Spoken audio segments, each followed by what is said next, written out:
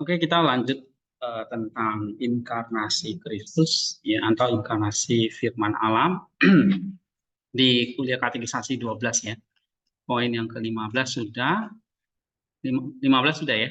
16 ya. Coba baca Ari. 16. Apakah tanpa alasan Kristus menjadi manusia? Apakah ajaran-ajaran kita merupakan ungkapan-ungkapan yang penting belum manusiawi?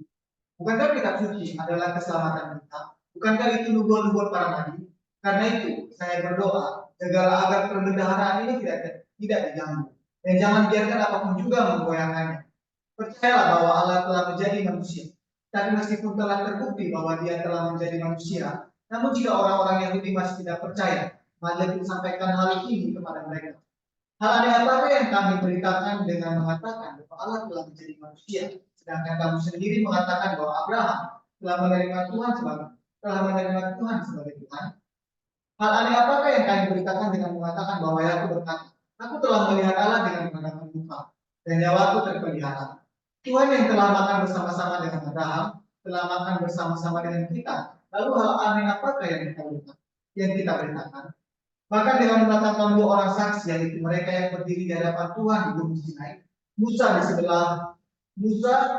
di sebuah celah bukit batu, Keluaran 3 ayat 2, dan Elia di sebuah bukit batu saat raja-raja 19. Mereka hadir bersama-sama pada saat ia transkulasi di Gunung Tabor dan berbicara kepada para muridnya tentang kematiannya yang terjadi di Yerusalem. Tapi seperti yang telah saya katakan sebelumnya, saya terbukti bahwa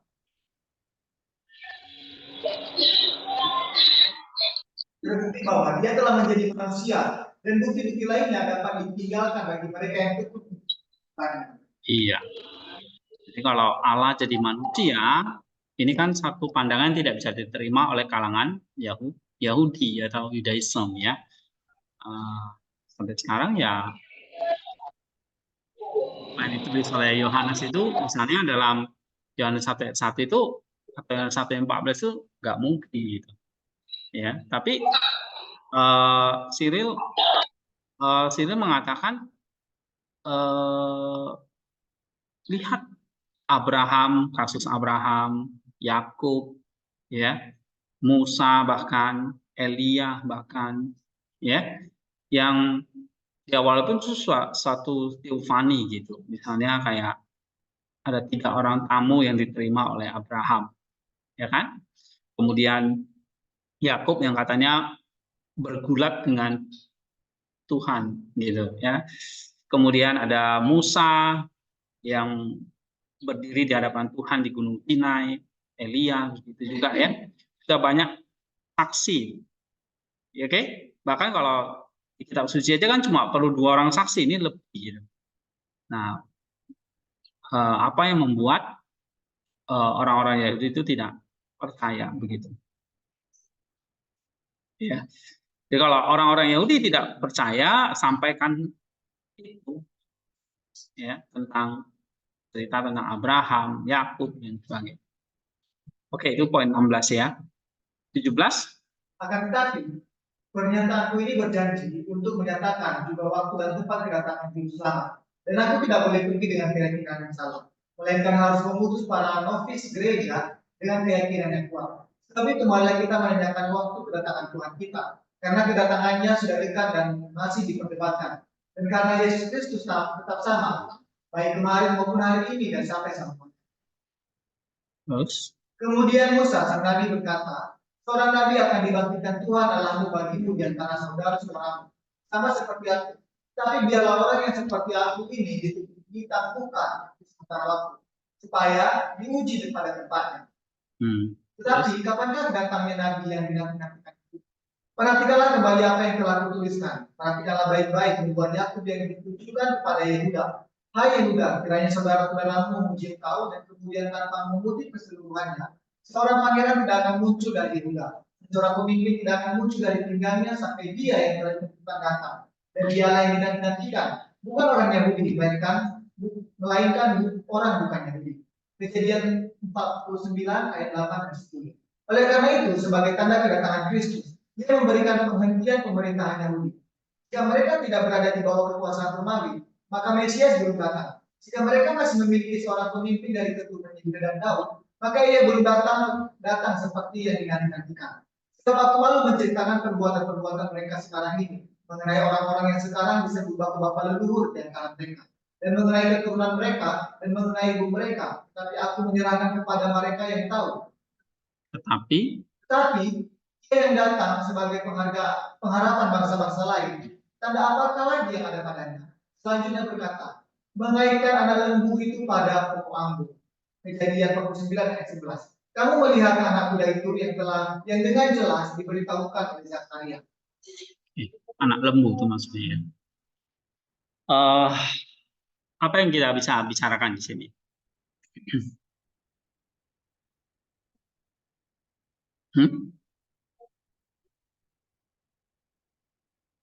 Jadi apa tanda Kristus berinkarnasi? Misalnya kita bicara kepada orang Yahudi. Tadi lihat kasus Abraham dan sebagainya, ya. Terus di sini dikatakan apa?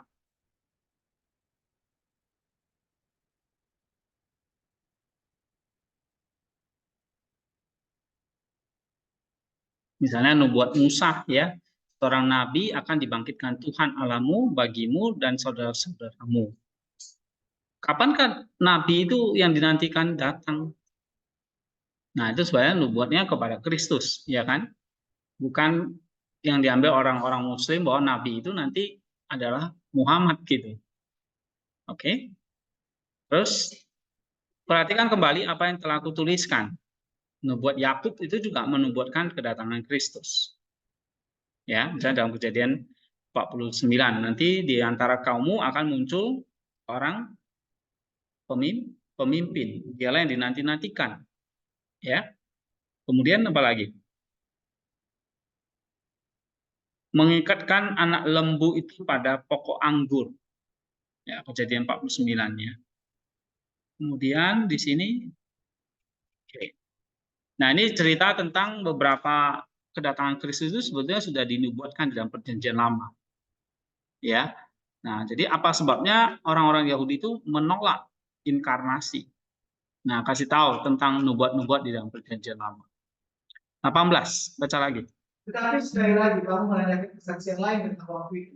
Tuhan berfirman kepadaku, engkaulah anakku, pada hari ini aku memperanakan engkau. Dan beberapa kata lagi, engkau akan memerintah mereka dengan ibadah besi.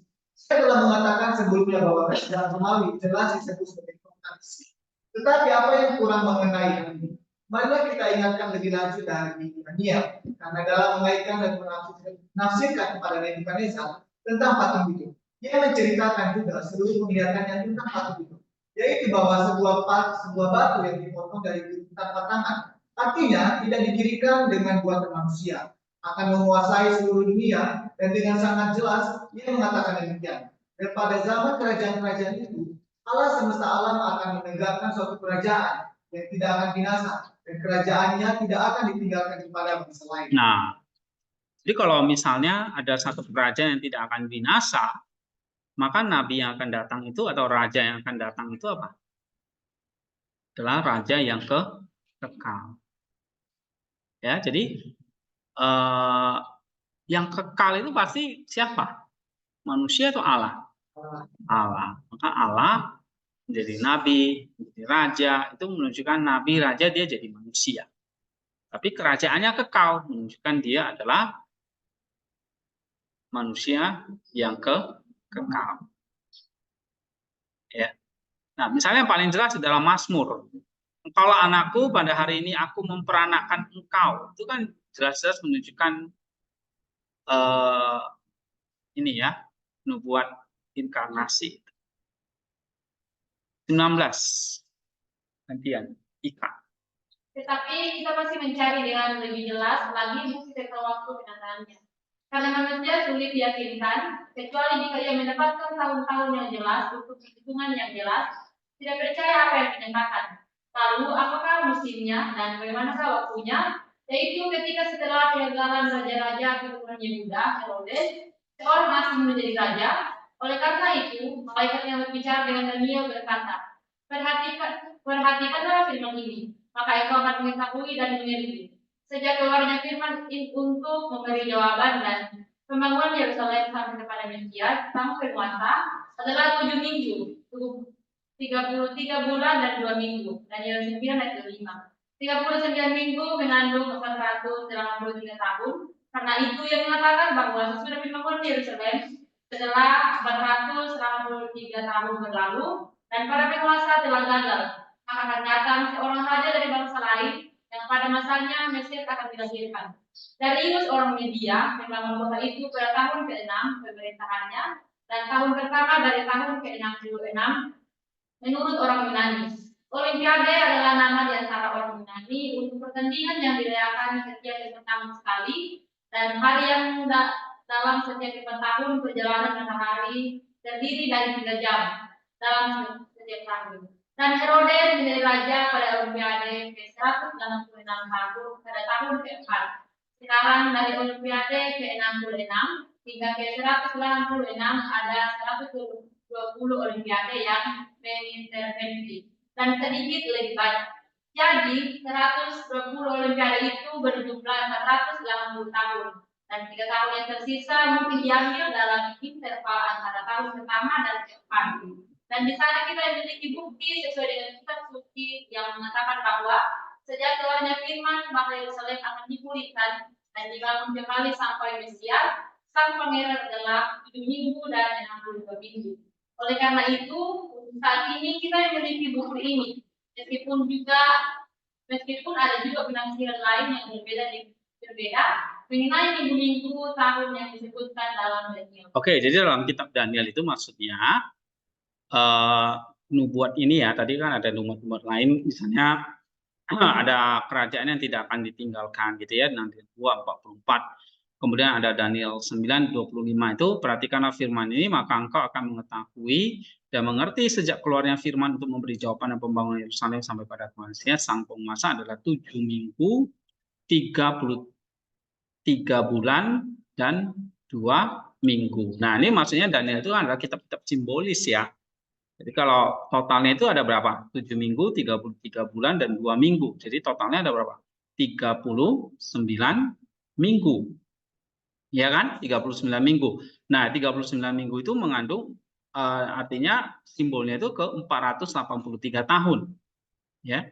7 tambah 33 bulan tambah 2 minggu 39 minggu mengandung 483 tahun. Nah, tahun 483 itu adalah tahun sebelum masa Daniel dengan kedatangan Kristus gitu ya. Nah, lalu jadi kalau di sini Cyril hitung nih, Darius ya, orang Media, kalau dia ini kan dia hidup di zaman Darius, orang Media itu membangun kota itu pada tahun ke-6 pemerintahannya dan tahun pertama dari tahun ke-66 menurut orang Yunani. Jadi memang ada kalender. Ini agak sulit ya kalau kalender kan ya, ada kalender dari bangsa Persia, ada kalender dari orang Yunani. Nah, kalau menurut kalender Yunani di sini Herodes itu pada saat itu kan Yesus lahir di zaman Raja Herodes, ya kan? Herodes itu jadi raja Olimpiade ke 186. Nah, ke 106 pada tahun ke-4. Gitu. Nah, ini diperkirakan tahun ke-4 itu kelahiran Kristus. Ya, di saat Herodes itu menyadari ternyata ada seorang Mesias yang lahir. Ya. Jadi kalau dari Olimpiade ke-66, jadi kalau pada Olimpiade ke-6 itu kan masa nubuat Daniel ya. Jadi waktu Daniel hidup itu di Yunani mengadakan Olimpiade yang ke-66. Zaman Herodes Olimpiadenya ke-186. Jadi ada selisih 120 Olimpiade. Kalau dikali 4, 480 tahun. Kenapa nggak pas dengan 3 tahun? Karena ada selisih di sini 3 tahun tersisa mungkin diambil dalam interval antara tahun pertama dan keempat gitu ya, selisih 3 tahun. Sehingga memang kemungkinan besar Yesus itu lahir pada tahun keempat pemerintahan pada tahun keempat atau pada Olimpiade ke-186. Nah, lalu apa hubungannya di sini dengan tadi ya, kembali kepada nubuat Daniel 9 ayat 25 itu dikatakan, perhatikanlah firman ini, maka engkau akan mengetahui dan mengerti sejak keluarnya firman, maksudnya sejak inkarnasi ya, firman itu datang maksudnya, dia akan memberi pembangunjawaban dan pembangunan bagi Yerusalem. Jadi maksudnya inkarnasi itu memulihkan Yerusalem gitu ya. Adalah kapan dia berinkarnasi? 7 minggu ditambah 33 bulan. 33 bulan itu berapa tahun ya? Atau berapa minggu ya? Tambah 2 minggu. Nah, ini totalnya di sini Cyril menghitung totalnya itu kalau dia membangun kembali ya, Yerusalem itu akan dipulihkan, dibangun kembali, pas ini 7 minggu, 62 minggu. 7 minggu dan 62 minggu. Nah, ini 7 minggu dan 62 minggu. Ya. Nah, di saat itu 7 minggu dan 62 minggu itu adalah tahun kalau menurut pemerintahan Yunani itu adalah tahun Olimpiade ke 100 Olimpiade ke berapa nih? Olimpiade ke-6 gitu. Ya. Nah, ini bukti-bukti sejarahnya gitu ya. Nah, sehingga kalau mengacu kepada 7 minggu dan 62 minggu itu menunjuk kepada tahun Olimpiade ke-66. Ya, 66 itu maksudnya gini. 66 selisih 3 kan tadi kan. Oke. Jadi kalau 7 tambah 62 berapa? 69 minggu gitu ya. 69 minggu. Nah, 69 minggu itu mau menunjukkan kepada apa? Pada tahun 39 minggu itu mengandung angka 483 tahun ini tadi. Ya. Nah, ini ada hitung-hitungnya ya. Intinya mau mengatakan bahwa waktu nubuat Daniel itu diucapkan itu pada masa Darius, dia masuk memerintah di tahun ke-6 pemerintahannya, atau pada tahun itu tahun 66 Olimpiade, tahun ke-66 kalender Olimpiade. Ya, jadi kalau diurut itu memang jatuhnya nanti tahun ke-4 Yesus lahir sebelum Masehi. Ya. Oke, kira-kira gitu ya. Poin 20. Sekarang dengarkanlah tempat janji itu seperti yang dikatakan Mika. Dan engkau, hai Betlehem, hai kaum Efrata, adakah engkau kecil di antara beribu-ribu orang Yehuda? Sebab daripadamu akan bangkit bagiku seorang pemimpin yang akan menjadi penguasa di Israel, dan kemunculannya sejak semula, sejak zaman purbakala. Tetapi sesungguhnya mengenai tempatnya, engkau, hai penduduk Yerusalem, ketahuilah terlebih dahulu apa yang tertulis dalam Mazmur yang ke-131 ini. Sesungguhnya kami telah mendengar tentang hal itu di Efrata, kami telah menemukannya di padang belukar. Beberapa tahun yang lalu, tempat itu masih berupa hutan. Sekali lagi, kamu telah mendengar Habakuk berkata kepada Tuhan, apabila tahun-tahunnya sudah dekat, kamu akan diberitahukan. Apabila waktunya telah tiba, kamu akan diberitahukan. Dan apakah tentangnya, wahai Nabi, akan kedatangan Tuhan? Dan sekarang ia berkata bahwa di tengah-tengah dua kehidupan kamu akan dikenal dengan jelas, mengatakan ini kepada Tuhan. Setelah datang dalam daging, kamu hidup dan mati, dan setelah bangkit dari antara orang mati, kamu hidup kembali. Lebih lanjut, dari bagian mana di sekitar Yerusalem dia datang, dari timur atau dari barat, atau utara atau selatan, beritahukanlah kepada kami dengan cepat. Dan dia menjawab dengan sangat jelas dan berkata, Allah akan datang dari Teman, sekarang Teman di Afrika Selatan. Yang maha kudus dari gunung Paran, yang rindang, yang berhutan. Apa yang dikatakan oleh Mazmur dengan kata-kata yang sama, kami menyimpannya di dataran hutan. Iya, ini satu nubuat lagi dari Mika, ya, paling jelas ini. Dan engkau hai Bethlehem, kaum Efrata, apakah engkau yang terkecil dari antara beribu-ribu orang Yahudi? Kita tahu bahwa Bethlehem itu menjadi tempat kelahiran Kristus. Ya, ini nubuat dari Nabi Mika. Nah, kemudian apalagi di sini Habakuk juga menubuatkan yang sama, ya. Apabila tahun-tahun sudah dekat, kamu akan diberitahu apabila waktunya telah tiba, kamu akan diperlihatkan. Nah, ini juga nubuat tentang kedatangan Mesias. Oke. Ini dalam Habakuk dan Mika. 21. Kita bertanya lebih lanjut, dari siapa dia datang dan dari mana? Dan Yesaya ini menjadi tahu kita. Lihatlah, sesungguhnya anak darah itu akan mengandung dan akan melahirkan seorang anak laki-laki, dan mereka akan menamakan dia Immanuel.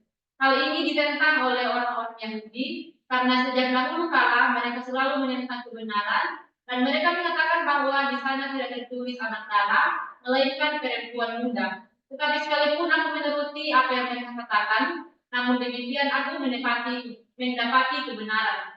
Karena kita harus bertanya kepada mereka, jika seorang perawan dipaksa, kapankah ia berteriak dan minta pertolongan? Sesudah atau sebelum kemarahannya? Oleh karena itu, jika di tempat lain Alkitab mengatakan, gadis yang berjalan itu berteriak, dan tidak ada yang menolongnya. Ulangan pasal 22 ayat 27. Bukankah itu berbicara tentang seorang perawan? Iya. Jadi kalau perawan itu bisa mengandung, kamu tidak percaya nih, karena ini tentang orang Yahudi kan. Ini kan kalau Yesaya 7 ini ya, lihatlah sesungguhnya darah itu akan mengandung dan akan melahirkan seorang laki-laki dan mereka akan menamakan dia Immanuel. Ini kan nubuat juga tentang inkarnasi Kristus dan ini jelas ditentang oleh orang-orang Yahudi, ya. Tapi Siril mengatakan kalau itu ditentang, kalau misalnya lah ya seorang perawan itu dipaksa, maka dia akan apa? Meminta pertolongan kan? Iya, oke. Dia akan berteriak dan meminta pertolongan. Tapi kapan dia minta pertolongan? Sesudah atau sebelum kemarahannya? Jadi Alkitab mengatakan dalam Ulangan 22-27, gadis yang bertunangan itu berteriak tetapi tidak ada yang menolong. Ya, jadi itu menunjukkan kepada Maria yang akan mengandung Kristus, dia berteriak itu dalam arti dia terkaget, dia terheran, masakah aku bisa mengandung padahal aku belum bersuami? Nah, itu maksudnya teriakannya. Teriakannya itulah menunjukkan bahwa memang gadis ini masih perawan. Tapi kalau kamu udah nikah, punya suami, terus kamu hamil, ya itu biasa-biasa aja. Benar nggak? Ya kan? Kalau kamu nggak hamil itu yang luar biasa. Ya, misalnya kamu udah nikah, punya suami, tapi nggak hamil-hamil, nah itu luar biasa. Jadi kalau hamil, ya. Bagi seorang perawan terbalik, dia belum bersuami, tetapi mengandung, maka itu apa? Luar biasa. Maksudnya itu maksudnya ya, itu maksudnya teriakannya itu ya. Mana mungkin gitu ya. Nah, jadi Cyril memberitahu apa anak darah itu mengandung, menunjukkan bahwa itu adalah kelahiran Kristus yang murni tanpa benih dari laki-laki, ya, benih Roh Kudus dan benih dari perempuan. Maka sebenarnya dalam proto evangelium itu Kejadian 3 ayat 15 itu keturunan perempuan itu yang akan meremukkan kepala ular, nggak dikatakan keturunan laki, ya, nggak dikatakan perempuan yang akan menaklukkan kepala ular, tapi keturunan perempuan itu. Nah, perempuan itulah yang berteriak, ini loh, aku melahirkan Immanuel yang akan menaklukkan. Jadi menarik ya kalau kita baca tentang kisah inkarnasi itu dikaitkan dengan misalnya Evangelium Kejadian 3 ayat 15 ya, dengan nubuat Yesaya itu sinkron gitu ya. Keturunan perempuan akan menginjak kepala ular. Lalu Yesaya bilang, anak darah ini akan mengandung dan melahirkan seorang laki-laki. Dan dalam Ulangan 22 itu dikatakan gadis itu berteriak tapi tidak ada yang menolongnya. Ya, Ini hal yang menarik ya kalau kita kaitkan. Coba baca lagi. Tetapi supaya kamu dapat mengetahui dengan lebih jelas bahwa seorang perawan pun disebut dalam kitab suci sebagai gadis. Dengan tentang kitab Raja Raja yang berbicara tentang Abisak, orang Sunem, dan gadis itu sangat cantik. Karena sebagai seorang perawan dia dipilih dan dibawa kepada Daud. Iya. Gadis itu juga maksud menunjukkan kepada perawan ya, atau darah. Memang lebih tepat digambarkan darah sih. Gadis belum tentu perawan sih ya, tapi dalam konteks ini gadis itu perawan. Oke, baca lagi 22 terakhir ini ya. Oh, belum ya. Sampai berapa sih? 26 ya. Masih banyak. Baca aja lagi. 22. Tetapi orang-orang yang berkata lagi, hal ini dikatakan kepada Ahaz dengan mengacu pada Hizkia. Kalau begitu, marilah kita membaca kitab suci. Mintalah kepadamu suatu tanda dari Tuhan Allahmu di tempat yang dalam atau di tempat yang tinggi. Yesaya pasal 7 ayat 11. Dan tanda itu pasti akan menjadi sesuatu yang menakjubkan. Sebab air yang keluar dari gunung batu adalah suatu tanda, kalau tenggelam, matahari terbenam, dan sebagainya.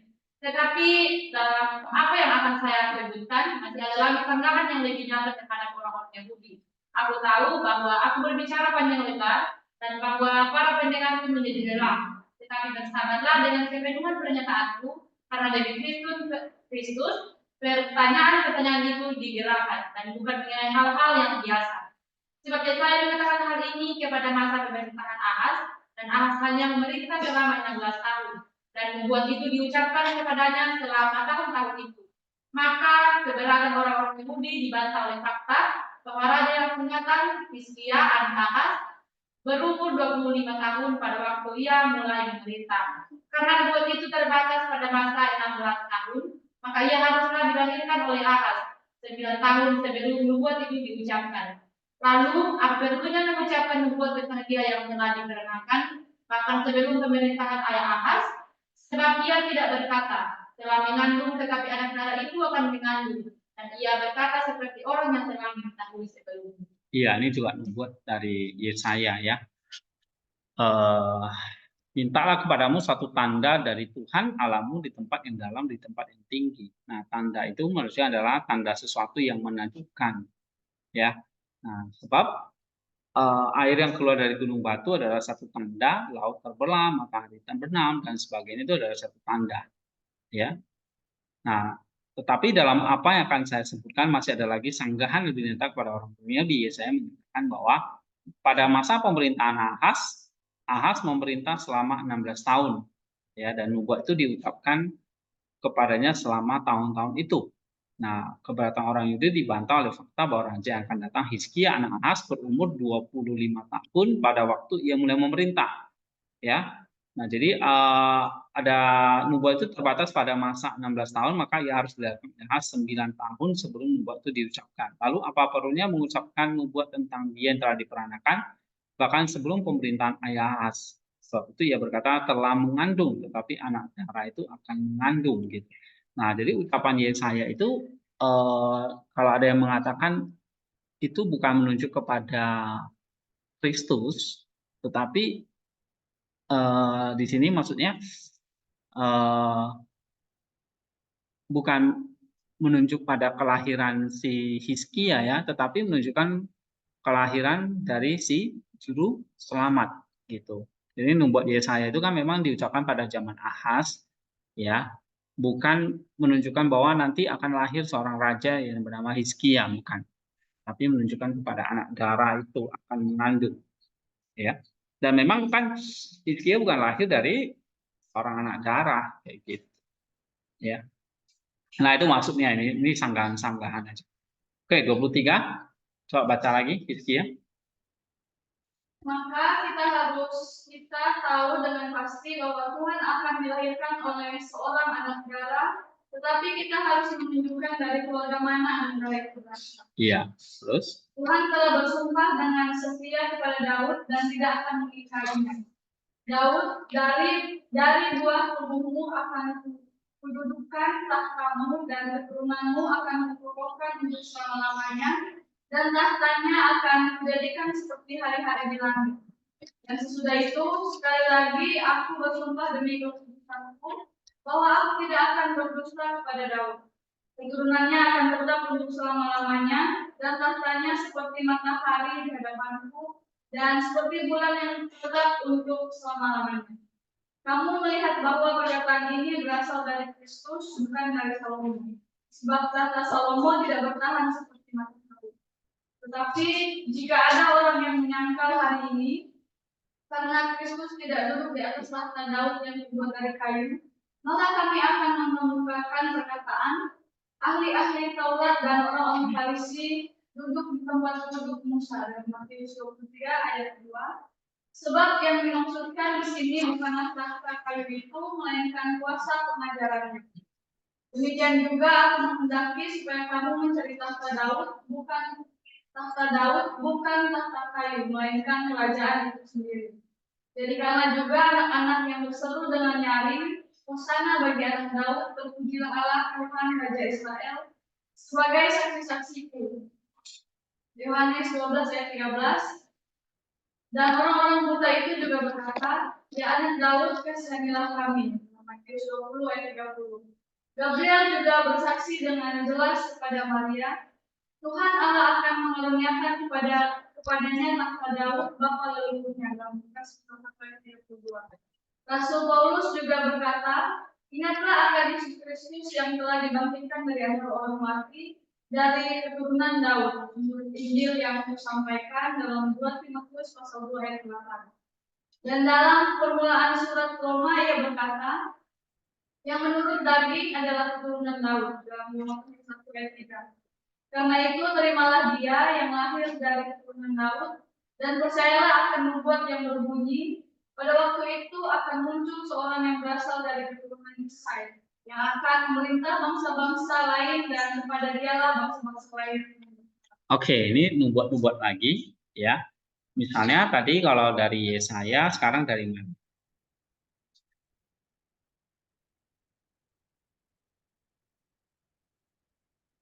Dari Daud, ya kan? Tuhan telah bersumpah dengan setia kepada Daud dan tidak akan mengingkarinya. Ya, misalnya di dalam Mazmur, gitu ya, Mazmur Daud, itu banyak nubuat-nubuat tentang kedatangan Mesias. Ini saya lupa ya kasih ini ya referensinya ini ya. Tapi misalnya ini dikutip oleh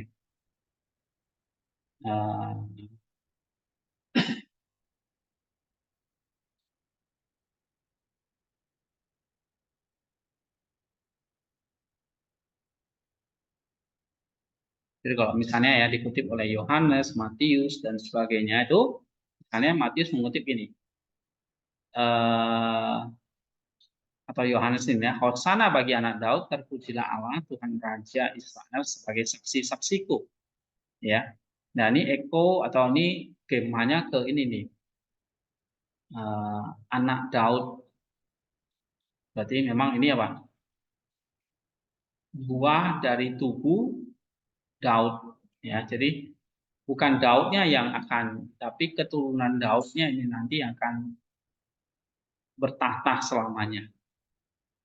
Ya, nah ini keturunan Daudnya. Nah ini misalnya di dalam Yohanes 12 ayat 13. Atau mengatakan Yesus itu anak Daud itu juga di dalam Matius 20:30. Ya anak Daud, kasihanilah kami. Ya. Bahkan dalam Gabriel juga bersaksi dengan jelas kepada Maria, Tuhan Allah akan mengaruniakan kepadanya tahta Daud, bapa leluhurnya. Oke. Nah, ini untuk menggenapi nubuat-nubuat seperti ini. Ini ya. Tuhan telah bersumpah dengan setia kepada Daud dan tidak mengingkarinya dari buatan tubuhmu, dan akan kududukan tahtamu dan keturunanmu akan kukokohkan selamanya, dan tahtanya akan kujadikan seperti hari-hari di langit. Dan sesudah itu sekali lagi aku bersumpah demi kudusan bahwa aku tidak akan berdusta kepada Daud. Keturunannya, maksudnya Daud ini akan tetap untuk selama-lamanya, dan tahtanya seperti matahari di hadapanku dan seperti bulan tetap untuk selama-lamanya. Makanya di dalam Injil itu juga menyebutkan bahwa Kristus itu bukan anak Salomo, bukan ya karena bukan Salomo yang nanti akan mewarisi gitu ya, tapi di sini anak Daud atau keturunan Daud. Ya, misalnya di dalam tadi ya dalam dalam Yohanes, dalam Matius, dalam Injil Lukas. Nah, Paulus juga mengutip nih bahwa Yesus itu adalah keturunan Daud. Kemudian Roma ini juga yang menurut daging adalah keturunan. Oke, itu ya tentang anak Daud. 24 baca lagi. Tetapi orang-orang Yahudi sangat gelisah mendengar hal ini. Hal ini telah dinubuatkan oleh Yesaya, dan mereka akan berharap bahwa mereka akan dibakar dengan api, sebab seorang anak telah lahir bagi kita, seorang putra telah diberikan untuk kita. Dan Yesaya 9 ayat 5. Ingatlah bahwa pada mulanya ia adalah anak Allah, kemudian ia dikaruniakan kepada kita. Dan sedikit setelah itu ia berkata, dan damai sejahteranya tidak ada batasnya. Bangsa Romawi mempunyai batas-batas, tetapi kerajaan anak Allah tidak ada batasnya. Orang Persia dan orang Media mempunyai batas-batas, tetapi anak tidak mempunyai batas-batas. Kemudian selanjutnya atas tahta Daud dan atas kerajaannya untuk memerintahkannya. Jadi perawan suci berasal dari Daud. Oke, ini sama ya. Membuat Yesaya juga mengatakan ada seorang putra yang lahir untuk kita. Ya, Yesaya 9 ayat 5. Nah, ini menunjukkan bahwa ada seorang putra nih. Ada seorang raja ini yang akan lahir. Nah, apakah itu raja mana ini ya? Dari Romawi kah? Nah, zaman itu kalau misalnya zaman Yesaya itu yang berkuasa apa? Bangsa Persia, ya. Romawi belum ada gitu. Ya. Orang-orang Media atau Persia. Nah, tapi kalau dilihat bangsa Persia, bangsa Media itu kerajaannya terbatas gitu. Oh, bukan nih, ternyata dari Romawi. Tapi Romawi juga punya batas. Jadi mana dong yang tidak punya batas? Nah, ternyata ini bukan kerajaan fisik ya, tapi menunjukkan kerajaan Allah gitu. Maka yang lahir itu adalah anak Allah, karena kerajaannya adalah kerajaan Allah.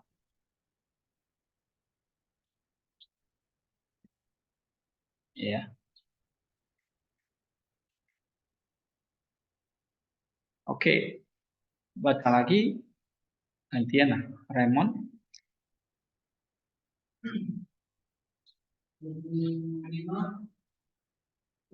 Ya. Karena dia yang maha suci dan guru kesucian telah keluar dari kamar penantian yang murni. Sebab jika seorang yang dengan baik menunjukkan sebagai imam Yesus menjauhkan diri dari seorang istri, bagaimana mungkin Yesus yang dilahirkan dari seorang laki-laki dan seorang perempuan? Sebab engkaulah demikianlah firman-Nya dalam kitab Mazmur yang mengeluarkan aku dari kandungan. Perhatikanlah baik-baik, dia yang mengeluarkan aku dari kandungan, dan berarti bahwa dia diperanakan tanpa seorang laki-laki yang diambil dari rahim dan daging seorang anak darah. Sebab caranya berbeda dengan mereka yang diperanakan oleh perempuan. Oke, apa artinya ini?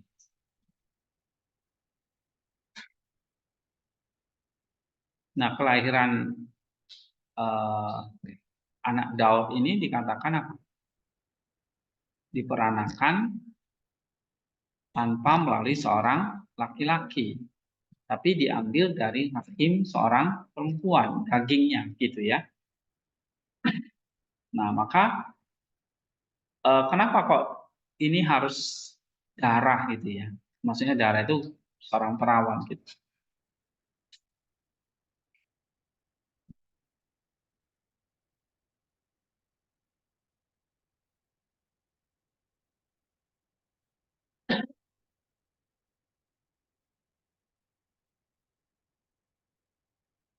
Kok dipikir-pikir kenapa kok Yesus itu harus lahir dari seorang perawan? Kenapa enggak Melalui perkawinan biasa aja.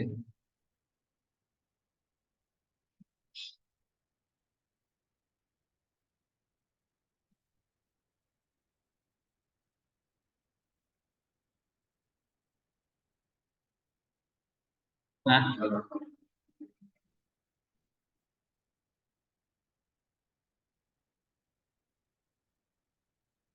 dia harus pakai supaya pelayanan itu tidak tadi lagi yang bermasalah harus. iya. Tadi kan Maria juga berdosa ya kan. Saya sebagai firman dia jadi Iya, di situ. Tapi kalau misalnya lah Maria mengandung dari seorang laki-laki, lalu Roh Kudus menyucikan kan bisa ya.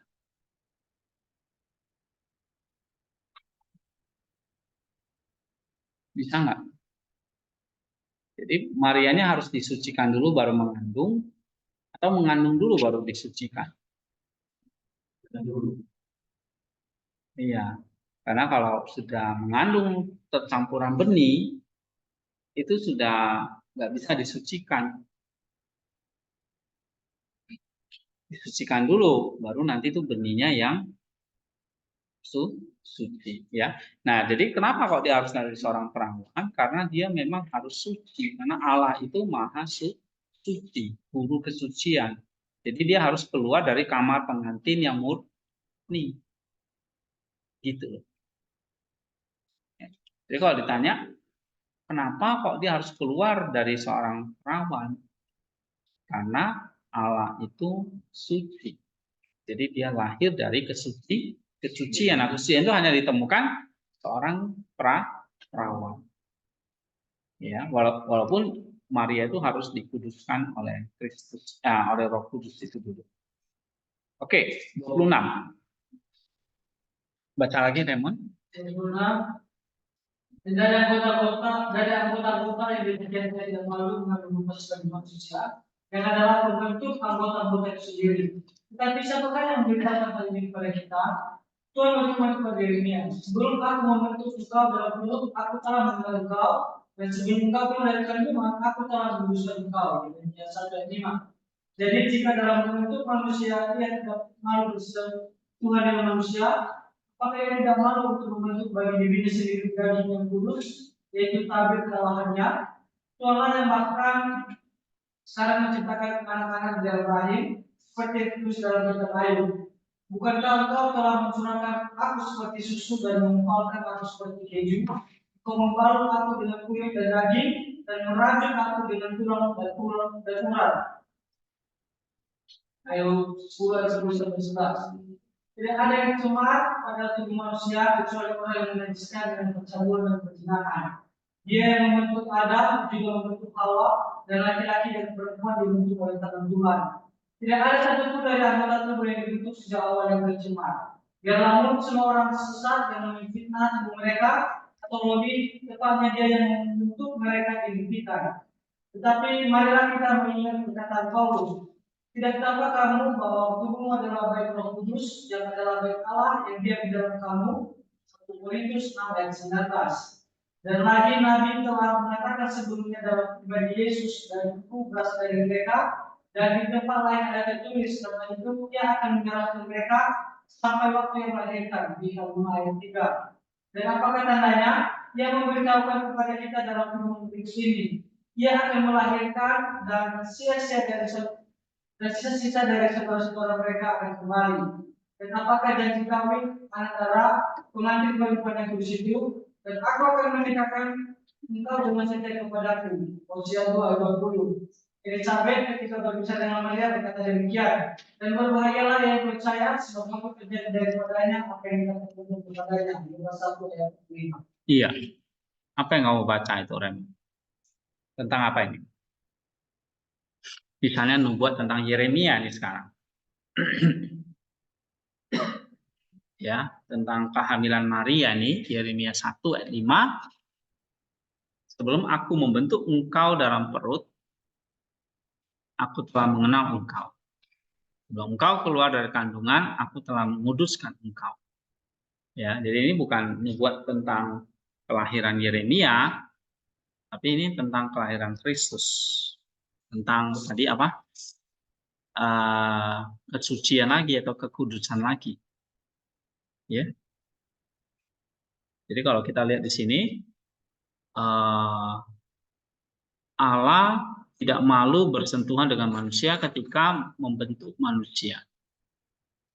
Ya. Nah, apakah ia tidak malu untuk membentuk bagi dirinya sendiri daging yang kudus, yaitu tabir kealahannya?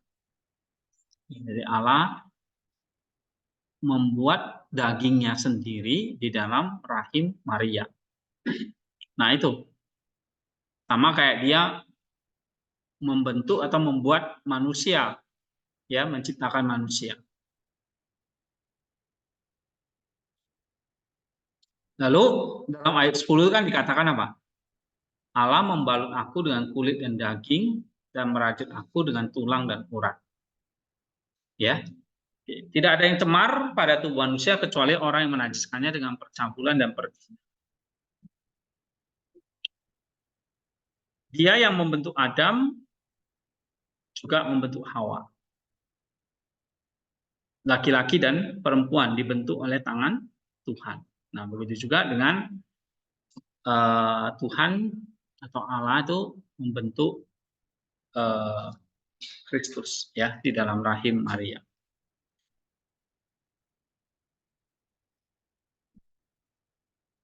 Tidak ada satu anggota pun tubuh yang dibentuk sejak awal itu tercemar. Ya, jadi kelahiran Kristus itu kelahiran tanpa dosa. Ya. Jadi kalau ada yang mengatakan Maria itu hanya melahirkan manusia yang diberi nama Yesus lalu nanti menjadi Allah, itu nggak benar itu. Jadi zaman itu ada yang mengatakan ya Maria nggak disebut Theotokos, ya, tapi hanya Christotokos.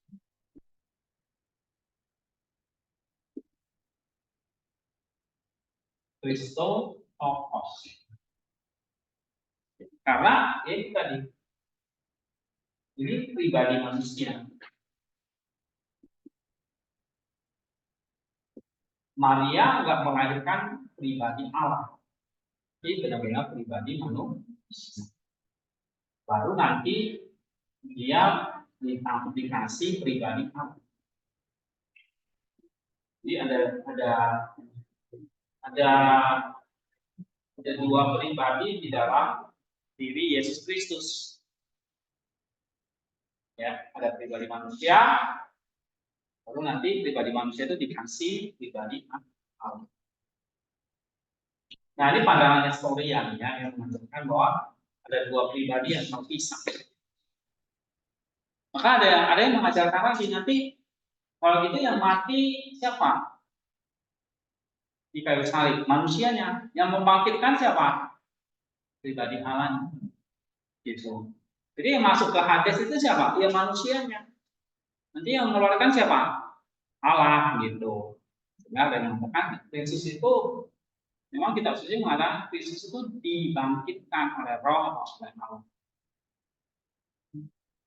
Ya, tapi benar nggak Kristus itu membangkitkan dirinya sendiri? Iya juga. Ya, dia dibangkitkan oleh Allah dan menunjukkan bahwa memang dia benar-benar mati. Tapi bukan berarti dia tidak membangkitkan dirinya sendiri gitu. Tapi ada yang kayak misalnya itu ada ajaran David Tom macam mengajarkan Yesus itu dia mati, dia tunggu Allah Bapa membangkitkan. Jadi pasifnya Kristus nggak bisa membangkitkan dirinya sendiri, dia dibangkitkan. Nah, itu kedengaran kayak Nestorian karena terlalu menggunakan dua pribadi. Ya, yang benar adalah Theotokos. Dia melahirkan Yesus Kristus itu, ya Allah yang manusia. Bukan split gitu ya, bukan split, tapi menyatu di dalam Yesus Kristus. Bercampur enggak. Tidak kayak es campur gitu ya. Jadi dia terpisah tapi nggak bercampur baur. Oke.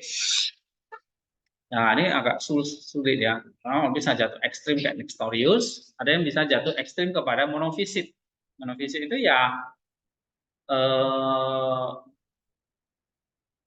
apa ya? Terlalu menekankan keilahiannya, akhirnya manusianya jadi nggak ada gitu.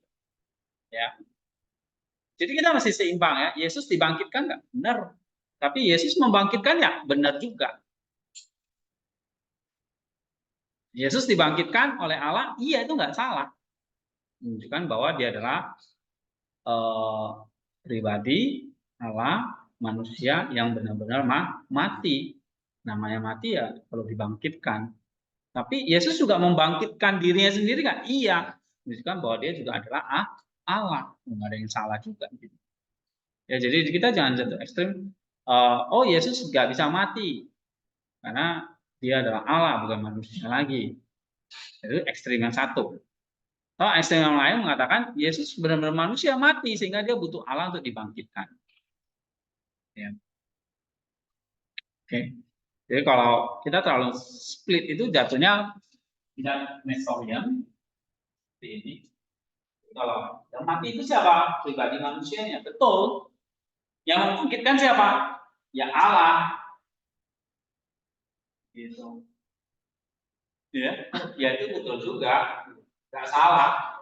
Tetapi kita khususnya juga mengatakan Yesus Kristus membangkitkan apa? Yesus Kristus itu juga bangkit. Dia bisa bangkit sendiri menunjukkan bahwa dia dengan Bapa dan Roh Kudus tidak terpisah. Ya. Oke, ini tentang Allah Tritunggal banyak yang ini ya. Oke, kita selesaikan sampai berapa nih? 34 ya. Sedikit lagi, kita baca lagi. Siapa yang belum baca nih? Oke, Andro baca. 7, tetapi baik orang Yunani maupun orang Yahudi kan kita dan mengatakan bahwa Kristus tidak mungkin dilahirkan dari seorang perawan. Ataupun orang-orang Yunani, kami akan menutup mulut mereka dari dongeng-dongeng mereka sendiri. Kamu yang mengatakan bahwa batu yang dilempar dapat berubah menjadi manusia. Bagaimana kamu mengatakan bahwa tidak mungkin seorang anak darah melahirkan? Kamu yang membuat dongeng bahwa seorang anak perempuan dilahirkan dari otak. Bagaimana kamu mengatakan bahwa mustahil seorang anak laki-laki dilahirkan dari rahim seorang perawan? Kamu yang secara keliru mengatakan bahwa Dionysus lahir dari paha Zeus kamu. Bagaimana kamu tidak mengetahui keberadaan kami? Saya tahu bahwa saya berbicara tentang hal-hal yang tidak layak bagi para pendengar yang hadir, tetapi agar kamu pada waktunya dapat menegur orang-orang Yunani, kami telah menyampaikan hal-hal ini menjawab mereka dari dongeng mereka sendiri. Iya. Oke, jadi kalau orang Yunani maupun orang Yahudi itu tidak percaya kelahiran seorang perawan, dianggap apa ya, mendongeng gitu lah ya. Bagaimana dengan misalnya pemahaman dewa-dewa kamu? Contohnya apa di sini? Bagaimana kamu mengatakan bahwa Dionysus itu lahir dari pahanya Zeus? Kok kamu bisa percaya? Ya, kalau di negara kayak di cerita dewa-dewanya Tiongkok itu kayak kera monyet itu, dewa monyet itu lahir dari batu alam gitu ya. Nah, kok mereka bisa percaya gitu? Atau dewa Dionysius itu lahir dari paha dewa Zeus gitu. Kok kamu bisa percaya? Ya. Nah, itu salah satu ini bantahannya. Oke. Jadi kelahiran seorang perawan itu bukan dongeng ya, tetapi sebuah peristiwa nyata. Baca lagi. Tetapi orang-orang yang bersunat akan menemuimu dengan pertanyaan ini. Manakah yang lebih sulit? Seorang perempuan yang sudah tua, mandul dan sudah lewat waktunya untuk mengandung, ataukah seorang perawan yang masih muda dan masih perawan untuk mengandung? Seorang mandul, dan meskipun dia juga lagi mengalami menstruasi seperti perempuan pada umumnya, namun bertentangan dengan kodrat, dia melahirkan seorang anak. Jadi jika bertentangan dengan kodrat, seorang perempuan mandul dapat mengandung dan juga seorang perawan, maka tolaklah keduanya atau terimalah keduanya. Karena Allah yang sama yang menciptakan yang satu dan menetapkan yang lain. Kamu tidak akan berani mengatakan bahwa hal itu mungkin bagi Allah dalam kasus yang pertama dan tidak mungkin dalam kasus yang kedua. Jadi, bagaimana mungkin tangan seseorang dapat diubah dalam waktu 1 jam menjadi bentuk yang berbeda dan dikembalikan lagi? Lalu bagaimana mungkin tangan Musa menjadi putih seperti salju dan pada saat yang sama dipulihkan kembali? Tetapi kamu mengatakan bahwa kehendak Allah lah yang membuat perubahan itu terjadi. Dalam hal ini kehendak Allah memiliki kuasa, dan apakah dalam hal ini kehendak Allah tidak memiliki kuasa? Itu pun hanya merupakan tanda bagi bangsa Mesir saja. Tapi ini adalah tanda yang diberikan kepada seluruh dunia. Tetapi apakah yang lebih sulit? Hai orang-orang Yahudi, bagi seorang perawan untuk melahirkan atau bagi sebuah tongkat untuk menjadi makhluk hidup? Iya, di mana yang lebih sulit? Jadi kalau kita nggak percaya kelahiran seorang perawan, lihat tuh Sarah mandul bisa lahir, ya kan? Gitu. Sarah mandul ini, walaupun dia bukan perawan, tapi dia bisa melahirkan. Lalu Musa, bagaimana mungkin tangan Musa menjadi putih seperti salju, lalu bisa dipulihkan kembali? Ya, nah ini pertanyaan-pertanyaan yang sebetulnya sulit dijawab oleh orang-orang Yahudi sendiri, gitu. Ya, terus baca lagi. Kamu mengakui bahwa pada waktu Musa tongkat yang lurus sempurna menjadi seperti ular dan sangat menakutkan bagi orang yang melemparkannya. Dan orang yang tadinya memegang tongkat itu dengan kuat melarikan diri daripadanya seperti lari dari seekor ular, karena memang ia adalah seekor ular. Tetapi ia melarikan diri bukan karena takut pada yang memegangnya, melainkan karena takut pada dia yang mengubahnya. Tongkat itu bertaring dan bermata seperti ular. Apakah mata yang dapat melihat dapat tumbuh dari sebatang tongkat? Dan apakah seorang anak tidak dapat dilahirkan dari rahim seorang anak darah jika Allah menghendaknya? Karena aku tidak mengatakan apa-apa tentang fakta bahwa tongkat Harun juga menghasilkan dalam satu malam apa yang dihasilkan oleh pohon-pohon lain dalam beberapa tahun. Sebab siapakah yang tidak tahu bahwa sebatang kayu yang telah kehilangan kulitnya tidak akan bertunas lagi, sekalipun ditanam di tengah-tengah sungai, tetapi karena Allah tidak memberikan kepada pohon-pohon, ia adalah pencipta konten mereka. Maka batang yang tidak berbuah, yang kering, yang tidak berkulit, yang tidak bertunas, yang berbunga, dan yang tundul menjadi pohon badam. Maka dia yang demi imam besar biasa memberikan buah secara gaib pada batang itu, tidakkah dia akan memberikan kepada perawat itu untuk melahirkan seorang anak? Iya. Jadi kalau ada banyak mukjizat, ya misalnya tongkat bisa jadi ular atau tongkat Harun itu bisa bertunas begitu. Apa sulit kita percaya perawan itu melahirkan kalau Allah menghendakinya? Ya. Nah, ini pertanyaan-pertanyaan viral kepada orang-orang yang Yahudi maupun Yunani yang menyangkal keperawanan Maria yang melahirkan, ya. Atau mungkin jangan-jangan kita bertanya nih ya, masa sih ya Maria itu perawan bisa melahirkan? Nggak mungkin lah, pasti dia sudah bersetubuh dengan Yusuf. Ada yang pernah meragukan nggak gitu? Atau jangan-jangan nggak pernah mikir ke situ. Ya percaya aja gitu. Hah? Pernah mikir kan nggak? Pernah ya. Terus kita mikirkan lagi, masa sih setelah melahirkan masa dia tetap perawan? Nggak mungkin kan? Ya. Nah jadi kalau di Protestan kan gitu, dia percaya kelahiran perawan, tapi nggak percaya Maria itu tetap perawan. Percaya kelahiran perawan bisa nggak konsisten dengan Maria tetap perawan setelah melahirkan? Harusnya sama dong ya. Kalau kamu percaya Maria tetap perawan sebelum dia melahirkan dan setelah melahirkan tetap perawan, apa bedanya kamu percaya dengan Maria melahirkan dalam keadaan perawan? Kayak gitu. Nah, itu satu pertanyaan juga ya. Nanti juga dibahas ya, mungkin dibahas oleh Sil di sini ya. Nah, ada yang menyangkal kan?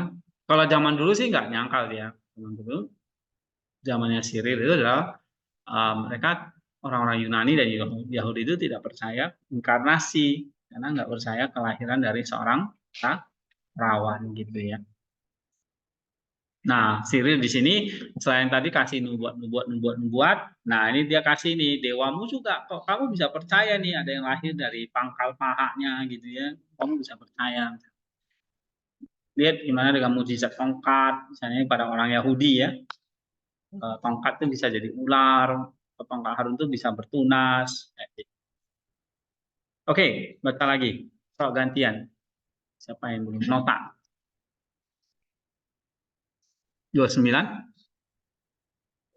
Ini adalah saran yang sangat baik dari narasi manusia. Tetapi orang-orang Yahudi masih membantah dan tidak mau tunduk pada pernyataan mengenai kisah tersebut, kecuali jika mereka bisa diyakinkan dengan kelahiran aneh yang supernatural yang sempurna. Oleh karena itu, tanyakanlah kepada mereka dengan cara ini. Dari siapakah Hawa pada mulanya diperanakan? Ibu manakah yang mengandungnya sehingga ia menjadi seorang ibu? Tetapi kitab suci mengatakan bahwa ia dilahirkan dari sisi Adam. Apakah Hawa kemudian lahir dari yang laki-laki tanpa ibu, dan apakah seorang anak tidak dapat dilahirkan tanpa ayah dari lahir seorang perawan? Hutang budi harus dibayar oleh laki-laki kepada perempuan, karena Hawa diperanakan oleh Adam dan tidak dikandung oleh seorang ibu, melainkan dari seorang laki-laki saja. Oleh karena itu, Maria membayar hutang itu sebagai rasa syukur ketika ia mengandung dari Roh Kudus dengan cara yang tak bernoda, kan dari seorang laki-laki, melainkan dari dirinya sendiri dengan cara yang rendah dan berkuasa. Iya, jadi Maria membayar hutang budinya ya, atau Maria itu membayar apa? Hutangnya si Hawa gitu ya. Gitu. Hawa itu diperanakan dari Adam, ya kan? Lahir Adam dulu, baru Hawa, gitu. Dan Hawa itu tidak dikandung dari seorang ibu, dari seorang laki-laki. Nah, sekarang Maria membayar hutang itu. Dia mengandung dari Roh Kudus, melahirkan seorang anak laki-laki tanpa seorang ayah. Nah, itu ya paralelismenya. Oke, coba 30. Tapi marilah kita memberikan suatu keajaiban yang besar daripada itu. Bahwa dari dulu semua manusia dikandung sekalipun tadi Tuhan tetaplah mungkin, tapi bahwa kebutaan menjadi manusia itu lebih ajaib. Bahwa tanah liat yang dibentuk menjadi manusia itu lebih ajaib lagi. Bahwa dari debu yang penampilan dapat dihasilkan tulang dan kelembutan paru-paru dan berbagai jenis angkutan lain. Ini lebih mengagumkan bahwa tanah liat harus bisa bergerak dan berkeliling dunia dengan sendirinya dan bisa membangun rumah. Ini luar biasa. Bahwa tanah liat dapat mengajar dan berbicara dan bertindak sebagai tukang kayu dan sebagai raja ini menentukan. Maka dari mereka wahai orang-orang Yahudi yang paling bodoh ada yang menciptakan. Kan kalau mengambil putra yang apakah tanah liat dapat berubah menjadi mata dan apakah seorang anak darah tidak dapat melahirkan seorang anak laki-laki? Iya. Jadi kalau tanah liat itu dibentuk menjadi manusia, ini lebih ajaib lagi. ya kan, pada saat penciptaan itu. Oke, bisa bentuknya jadi paru-paru, jadi anggota tubuh yang lain. Tanah liat itu bisa bergerak, berkeliling dunia dengan sendirinya. Bisa membangun rumah, ini luar biasa. Tanah liat itu bisa mengajar, berbicara, bertindak. Ya. Jadi kalau kita itu berasal dari tanah liat, ya, bukankah Allah itu bisa mengambil debu tanah, bisa membentuknya menjadi bentuk yang indah? Ya. Tapi kelahiran dari seorang darah, kok kamu nggak bisa mengatakan, kok kamu tidak percaya gitu. Nah, tanah liat bisa nggak dibentuk jadi apa saja oleh Tuhan. Nah, itu maksudnya ya, itu pertanyaan-pertanyaan kepada orang yang tidak percaya inkarnasi. Oke, coba baca nih. Besar ini. Nustania. Marilah kita mengingat hal ini, saudara-saudara. Marilah kita menggunakan senjata-senjata ini untuk mempertahankan diri. Janganlah kita tahap berhadapan bid'ah-bid'ah yang mengajarkan kedatangan Kristus sebagai bayangan. Marilah kita membenci mereka yang mengatakan bahwa juru selamat dilahirkan dari seorang suami dan seorang istri, yang berani mengatakan bahwa ia adalah anak Yusuf dan Maria. Karena ada tertulis, ia mengambil Maria sebagai istrinya. Matius 2 ayat 24. Sebab itu marilah kita ingat akan Yakub yang sebelum menerima Rahel, setelah berkata kepada Laban, berikanlah kepadaku istriku. Kejadian 9 ayat 21. Sebab sama seperti Maria sebelum bersuami, hanya karena ada janji disebut istri Yakub. Demikian juga Maria, karena ia telah bertunangan disebut istri Yesus. Perhatikanlah juga keakuratan Injil yang mengatakan dalam bulan yang ke-6 malaikat Gabriel diutus oleh Allah di sebuah kota di Galilea bernama Nazaret kepada seorang perawan yang bertunangan dengan seorang yang bernama Yusuf. Lukas 1:26-27 dan seterusnya. Dan lagi ketika penduduk diadakan dan Yusuf pergi untuk mendaftarkan diri, apakah yang dikatakan kitab suci? Dan Yusuf pun berangkat dari Galilea untuk mendaftarkan diri bersama Maria, yang telah ditunangkan dengan dia, sedang ia mengandung. Sebab meskipun ia mengandung, namun dikatakan bukan dengan istrinya, melainkan dengan perempuan yang dikandungnya. Sebab Allah mengutus anaknya, kata Paulus, bukan dari seorang laki-laki dan seorang perempuan, tetapi dari seorang perempuan. Galatia 4 ayat 4. Yaitu dari seorang anak darah, karena itu anak darah juga disebut perempuan. Seperti yang telah kami tunjukkan sebelumnya. Sebab ia yang menjadikan jiwa-jiwa tetap perawan lahir dari seorang perawan. Oke. Ini paham nggak maksudnya? Karena ini kan tentang kelahirannya ya, misalnya dalam Matius 1, ia mengambil Maria sebagai istrinya. Nah, ini ada paralelnya misalnya dengan Kejadian 29:21, berikanlah kepadaku istriku, ya, kata Yakub. Nah, sama seperti Maria sebelum bersuami hanya ada janji, begitu juga dengan istri Yakub, ya. Demikian juga Maria karena ia telah bertunangan disebut istri Yusuf. Ya, padahal misalnya Yakub itu belum resmi, di situ dikatakan istri. Ya. Jadi kalau dikatakan enggak, itu dia sudah bersuami misalnya, atau sudah bertunangan dan sudah bersuami, ya. Nah, ya Alkitab bisa aja mengatakan kata istri itu belum tentu melakukan hubungan pernikahan gitu ya. Jadi itu salah satunya. Dan dalam Lukas itu juga disebut. Oke, kita bahas lagi 32. Coba baca nih.